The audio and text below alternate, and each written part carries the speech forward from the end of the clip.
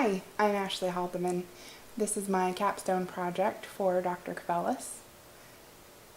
With the increasing public scrutiny of America's police officers, some may question what it means to be involved in law enforcement, the effects that the decision has on their personal relationships and their mental health. The very nature of the work itself can be negative, with the additional stresses of bureaucratic inefficiency, the paramilitary structure, and departmental politics. It can be said that there exists a causal ripple effect from these stresses that radiate into the personal life and family. Conversely, family life comes with its own stresses, and those are not so easily left behind when the uniform is put on. My reflections on these matters, as well as others, are to follow. The factors and motivations for choosing a career in law enforcement are different for each individual, but the end result is the same. In the post-September 11th American world, there was an initial outpouring of support and gratitude for law enforcement, fire service, and of course the armed forces. Some of the appreciation for police has waned in the passing years, as media outlets can and will fixate on isolated incidents of police aggression or mishandled events. In order to drive up ratings, they over-dramatize any details and use their influence to distort public perceptions about police conduct. Historically, and perhaps the shift we are again seeing, is the negative image of law enforcement personnel being associated with that of an oppressive government.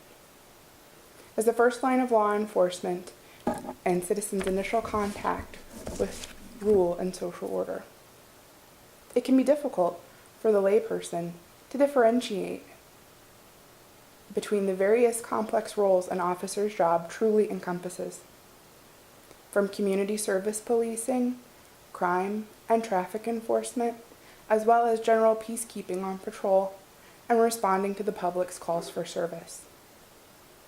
These dimensions are not observed by the civilians simultaneously. Rather, at any given point in observation, the officer is performing one small aspect of an ever-expanding array of duties.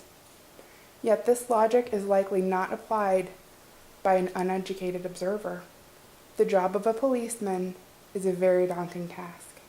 So why do we choose it? The current generation of officers cites a wide variety of motivations for choosing such a noble pursuit, one of the most altruistic careers that one can embark upon. Police not only enforce the law, but aid those in times of personal crisis and need. Though their factors are not so different from that of their predecessors just 25 years or so ago, the major exception is the increase in the percentage that lists job security as a primary career motivation. This was not such a significant factor in the study performed by a Seton Hall professor and her associates on the previous generation of officers, and has likely contributed to the post-September 11th economy. The Seton Hall study was designed to replicate findings of a 1983 survey of the same cohort population. Other similarities include the opportunity to help people, and that the profession has prestige and the ability to fight crime. The older generation cited good companionship with coworkers as the second most popular reason they chose the profession. The most notable differences include that the current officers cited excitement, the paramilitary structure, and the lack of alternative opportunities. Autonomy also ranked relatively high as a motivator. Having conducted interviews with 12 officers, ranging in age from 22 to 73, and varying in capacity as well as department, I learned some interesting stories as well as history. Participants were questioned using a semi-structured interview process for the purposes of data collection, as well as the structure allows for elaboration while maintaining consistency. When asked the question, "Why did you become a police officer?" their responses, grouped much like that of the Seton Hall study, and the 1983 study. Primarily, they were influenced by a mentor, chose the career for job security, the paramilitary organization, and the security, as well as the early retirement option. Many took the opportunity to voice their strong opinions on police unions and the doubts as to how long the unions and the job security and the early retirement option would last. The physical demands of the job are grueling to even the most physically and mentally healthy officers. Rotating shift work hours combined with mandatory overtime, being forced or held over, court appearances, and family commitments can quickly drain the healthiest individual into physical fatigue and reduce cognitive function. In a survey published in the March 2002 issue of Police Quarterly, 5,274 workdays were evaluated using the FIT Workplace Safety Screener. 19% of the officers tested with a fatigue impairment level equivalent to that of a blood alcohol content of 0.05. That's 1 in 5 officers tested. Even more worrisome are the 6.2% of those tested that scored equal to a 0.10 blood alcohol content. Fatigue is a very real thing. Sleep deprivation has been linked to major human errors with devastating consequences. 3 Mile Island, Chernobyl nuclear power plants, the Challenger space shuttle, and the Exxon Valdez oil spill. Recently, there were federal regulations placed on train conductors and pilots limiting time operating. But thousands of chronically fatigued and armed officers operate vehicles 24 hours a day, 365 days a year. Fatigue is an issue not only on the job, where performance and safety are paramount, but shift work will have resounding and everlasting consequences in the personal and family lives of an officer as well. One study of 120 police officers was performed to further the understanding of interpersonal aggression by officers in their relationships, both professional and personal. Participants used a 5-point aggression rating scale to describe conflict in the following relationships: mother, father, sibling, police partner, police supervisor, romantic partner. Acts of aggression were defined as verbal swearing, refusing to talk, sulking, stomping out, crying, saying something spiteful, and threatening to end the relationship. Physical acts included hitting or threatening to hit, hitting something, throwing something, shoving, slapping, or being hit with a fist. The results are such that should not be ignored. Romantic partner aggression showed a 35% return. But the most shocking is the 59.1% positive response to aggression from the police supervisor. Both the supervisor and the father roles showed the largest response.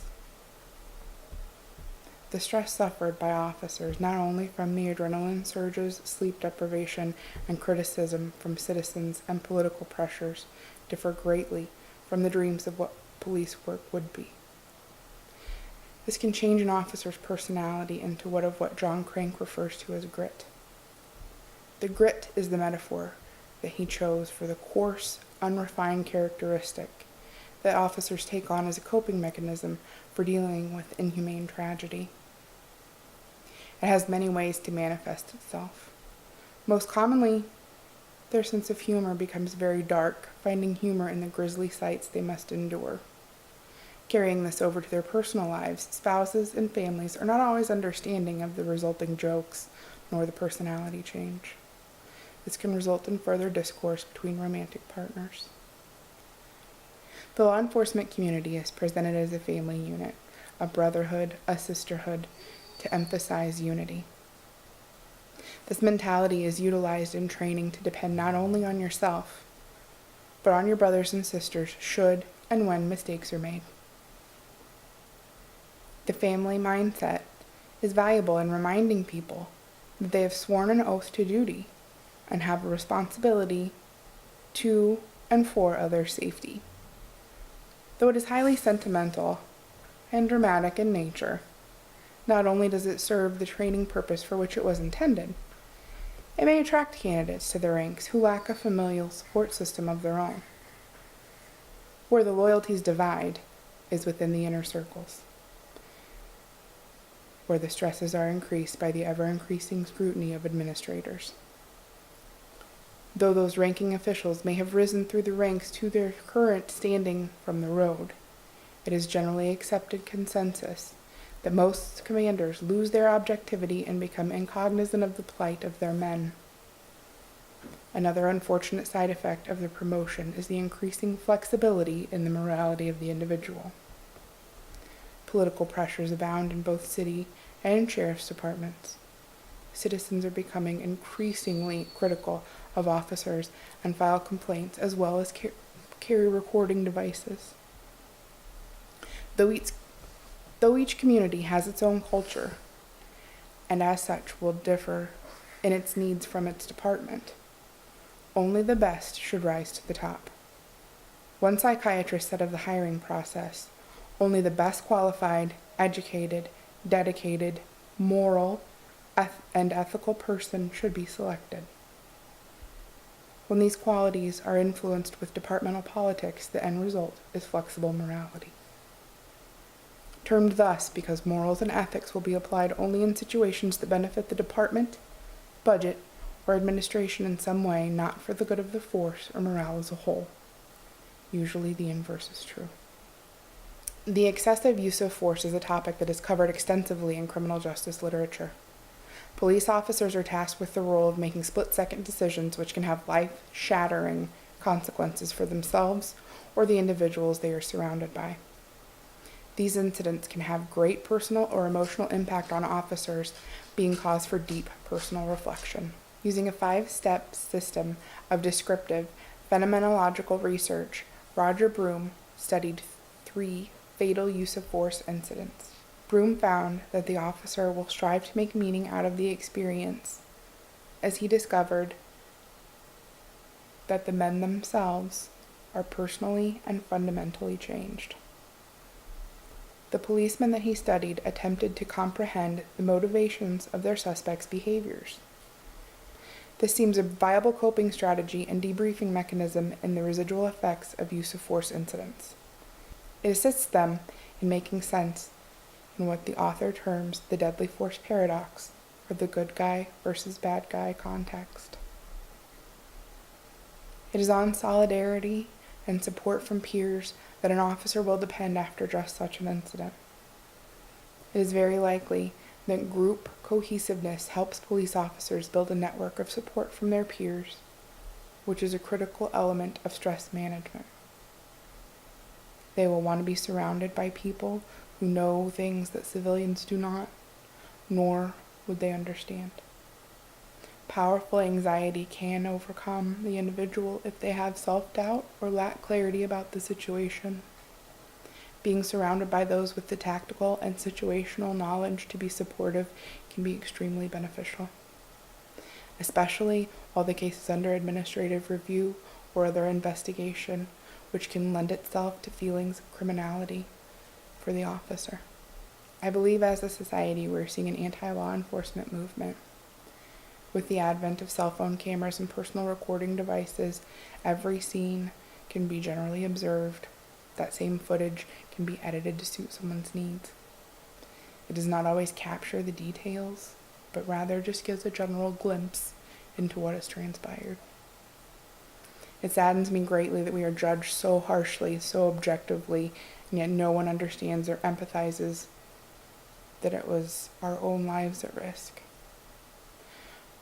But for all the fancy psychobabble I know, the best thing I have ever offered another officer was the tightest hug I could give, an ear that's always open, and a heart that truly cares. Sometimes a hug with no judgment is just what we need.